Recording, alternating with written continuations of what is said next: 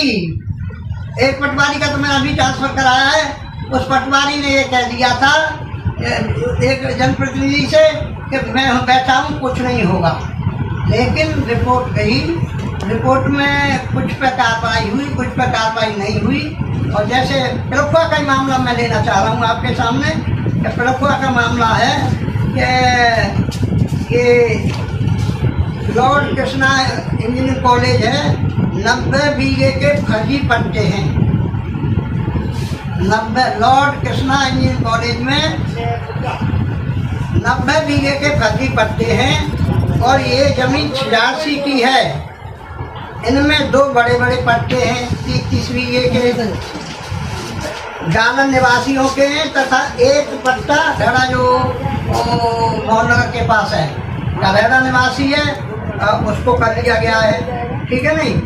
और उस पर भी कार्रवाई के लिए लिखा गया था, लेकिन कार्रवाई नहीं हुई। और मैं ये भी बताना चाहता हूँ आपको कि खिचड़ा का एक 649 नंबर है जो 100 बीघे से ज़्यादा LMC है और सब बना हुआ है। उस समय तहसीलदार प्रवीण था और SDM तुमको मालूम है प्रवीण के साथ साथ सोने SDM था है। उसने पूरे 649 नंबर का खसरे का वो बना लिया मैप और हर एक से पैसे वसूल कर लिए दोनों ने।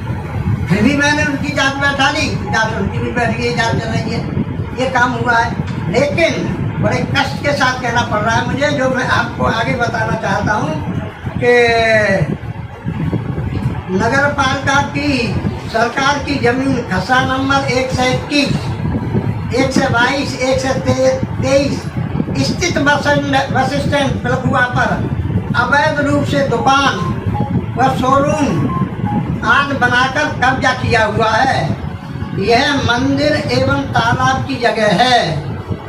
फाइल जिलाधिकारी के यहाँ 3-4 माह से पेंडिंग की, कोई कार्रवाई नहीं हुई। लेकिन मैं अभी इस जिलाधिकारी से मिला था। मैं जिलाधिकारी की तारीफ करना चाहता हूँ, इस जिलाधिकारी की, कि इन्होंने तुरंत एक्शन लेने की बात की। ये 3-4 अरब की ज़मीन है। ये किसका काम है? नगर पालिका की ज़मीन को कब्जे हटवाना।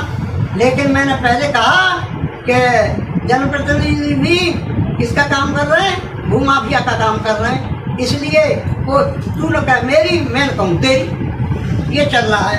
और सुनिए साहब, एक खेड़ा गांव है जिसके खेड़ा नरेश सुरेश तोमर जी बैठे हैं, जिला पंचायत सदस्य। खेड़ा में 100 बीघा जमीन, उसमें नियम विरुद्ध पट्टे बाहर के लोगों को किए थे। इसकी जांच भी जिलाधिकारी यहाँ करनी थी। अरबों का घोटाला है। सही कार्रवाई की जाती तो अधिकारी तथा राजनीतिक लोगों का पर्दाफाश होता। और मैं और भी बात बताना चाहता हूँ, इसी खेड़ा में 55 बीघा जमीन पर एक जनप्रतिनिधि ने कब्जा किया हुआ है, लेकिन वो किसी को बोने के लिए दे देता है। और 2 साल हो गए लगातार बुवाई हो रही है, उसमें पटवारी भी मिला हुआ है। इस बार मैंने पटवारी से कहा था, मैंने भाई पटवारी जी 55 बीघा में गेहूँ बोए हुए, आप जाके इसका पोजीशन लो। बोले मैं तो नया पटवारी हूँ। मैं तो नया पटवारी है तो पटवारी किस बात का? तुझे ये भी नहीं मालूम है कि तेरे क्षेत्र में कौन सी LMC है कौन सी नहीं है। जब गेहूँ कट गए तब एक दिन मुझसे बोला था गेहूँ तो कट गई। तो उस पटवारी की भी, देवीसर नाम का पटवारी है, उस पटवारी की भी साठगांठ है। ये जो 55 बीघा में 250 कुंटल गेहूँ कटे हैं, वो सरकारी गेहूँ है। उन गेहूँों के बारे में भी कार्रवाई करनी चाहिए। इसलिए मैं आपसे अर्ज करने के लिए आया, मेरे पत्रकार बंधुओं,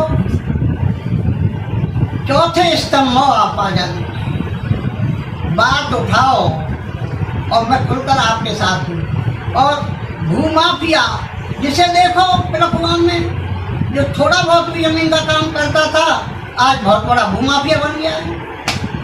आजम साहब अरबों खरबों कमा रहे हैं और ये काम है जनता की सेवा करना, जनता की सेवा नहीं करना।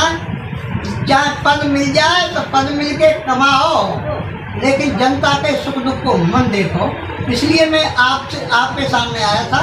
मैं किसी अफसर की तारीफ नहीं करता, लेकिन जो अच्छा अफसर है उस अच्छे अफसर के बारे में दो शब्द जरूर कहने चाहिए। जो अभिषेक पांडे डीएम है, he is strict, he is honest and he will take the action. और उसने एसडीएम भेजा है, एसडीएम भी तुरंत, मैंने जब ये एसआईटी की थी, उन्होंने तुरंत कागज निकाल लिए और 10 दिन 15 दिन में कहा था हम कार्रवाई करके देंगे, हम कार्रवाई करके देंगे। तो ये होना चाहिए।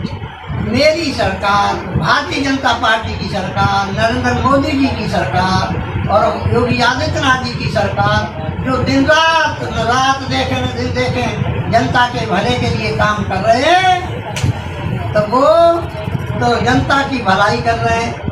अब उत्तर प्रदेश की इकोनॉमी का बात करेंगे आप, इकोनॉमी $1 ट्रिलियन होने वाली है। विश्व में 12वें नंबर पर भारत की इकोनॉमी थी, 5वें नंबर पर आ गई है, अगली साल 4थे नंबर पर आ जाएगी। और कल ही मैं टीवी पे देख रहा था कि 2047 में भारत की जो इकोनॉमी है वो दूसरे नंबर पर देश विश्व में होगी। तो इतना अच्छा काम हमारे नेतागण कर रहे हैं, माननीय मुख्यमंत्री जी कर रहे हैं, माननीय प्रधानमंत्री जी कर रहे हैं, अच्छे अधिकारी भी आ रहे हैं। मैं सब अधिकारियों को गलत कहना नहीं चाहता, लेकिन जो गलत काम करेगा हम चूकेंगे नहीं।